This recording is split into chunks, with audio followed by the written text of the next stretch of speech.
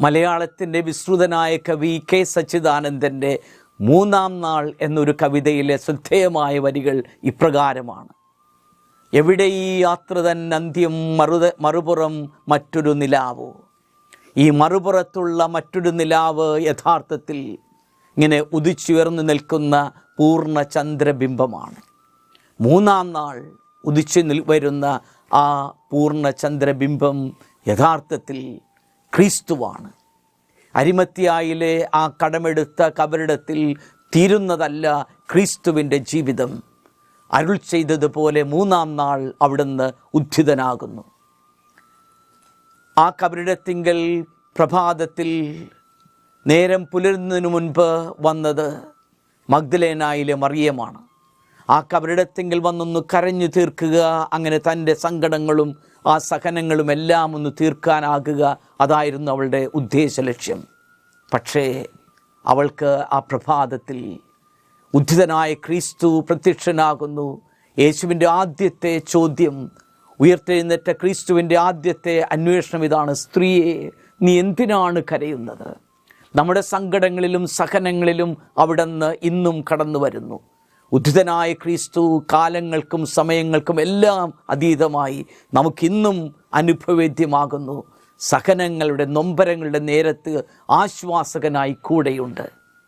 ഉദ്ധിതനായ ക്രിസ്തു പിന്നീട് പ്രത്യക്ഷപ്പെടുക ലൂക്കായുടെ സുവിശേഷത്തിൻ്റെ 24-ാം അധ്യായത്തിൽ വിവരിച്ചിരിക്കുന്നത് പോലെ എമ്മാവുസിലേക്ക് യാത്ര ചെയ്ത ആ ഭൃത്യന്മാരോടൊപ്പമാണ്.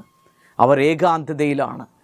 ഉദയത്തിൻ്റെ നാട്ടിൽ നിന്ന് അസ്തമയത്തിൻ്റെ ദിശയിലേക്കാണ് അവർ യാത്രയാകുന്നത്. ആകെ സങ്കടം, നിരാശ. അവരോടൊപ്പം സഹയാത്രികനായി ഉദ്ധിതനായ ക്രിസ്തു പങ്കുചേരുന്നു. ആ യാത്രയിൽ വചനം വ്യാഖ്യാനിച്ചു കൊടുക്കുന്നു. ക്രിസ്തു ഇന്നും ഏകാന്തതയിൽ നിരാശയിൽ കഴിയുന്ന നമ്മോടൊപ്പം ഉണ്ട്. വചനം വ്യാഖ്യാനിച്ചുകൊണ്ട് നമ്മുടെ ഹൃദയത്തെ കൂടുതൽ ഉദ്ദീപിപ്പിച്ചുകൊണ്ട് അവിടുത്തെ അപ്പം മുറിക്കുമ്പോൾ നമ്മുടെ കണ്ണുകൾ തുറക്കുന്നു, കൂട്ടായ്മയിലേക്ക് തിരികെ കൊണ്ടുപോകുന്നു.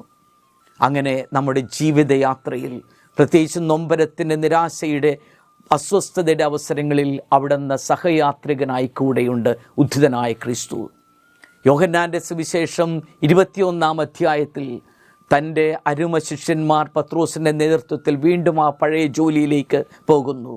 തീരത്തു നിന്ന് തിരകളെ മുറിച്ച് പണ്ടെങ്ങോ ഉപേക്ഷിച്ച് കളഞ്ഞ ആ വഞ്ചിയും വലയും എടുത്ത് ആഴക്കടലിൽ മത്സ്യം പിടിക്കാൻ. ആ രാത്രിയിൽ എന്നാൽ അവർക്കൊന്നും കിട്ടിയില്ല. പക്ഷേ ക്രിസ്തുവിൻ്റെ വചനം ശ്രവിച്ച് അവർ വലയെറിഞ്ഞപ്പോൾ 153 വലിയ മത്സ്യങ്ങൾ. സമൃദ്ധി. അതാണ് ഉദ്ധിതനായ ക്രിസ്തുവിൻ്റെ സാന്നിധ്യം നമ്മുടെയും ജീവിതത്തിൽ അനുഭവവേദ്യമാകുക. നമ്മുടെ പ്രയത്നങ്ങൾ, നമ്മുടെ അധ്വാനം വിഫലമാകുമ്പോൾ ഉദ്ധിതനായ ക്രിസ്തു നമ്മുടെ കൂടെയുണ്ട്, ആശ്വാസകനായി, സമൃദ്ധിയുടെ സാന്നിധ്യമായി. ഉദ്ധിതനായ ക്രിസ്തു നമ്മുടെ ജീവിതത്തിലും കടന്നു വരട്ടെ, ആശ്വാസകനായി, നമ്മുടെ ഏകാന്തതയിൽ നമുക്ക് സഹചാരിയായി, നമ്മുടെ അധ്വാനങ്ങളിൽ വലിയ പ്രതീക്ഷയുടെ സമൃദ്ധിയായി, മനം നിറയെ, വല നിറയെ അനുഗ്രഹവുമായി. ദൈവം അനുഗ്രഹിക്കട്ടെ. ഉത്ഥാനത്തിൻ്റെ എല്ലാ കൃപയും വരദാനങ്ങളും സ്നേഹമോടെ നേരുന്നു. Happy Easter.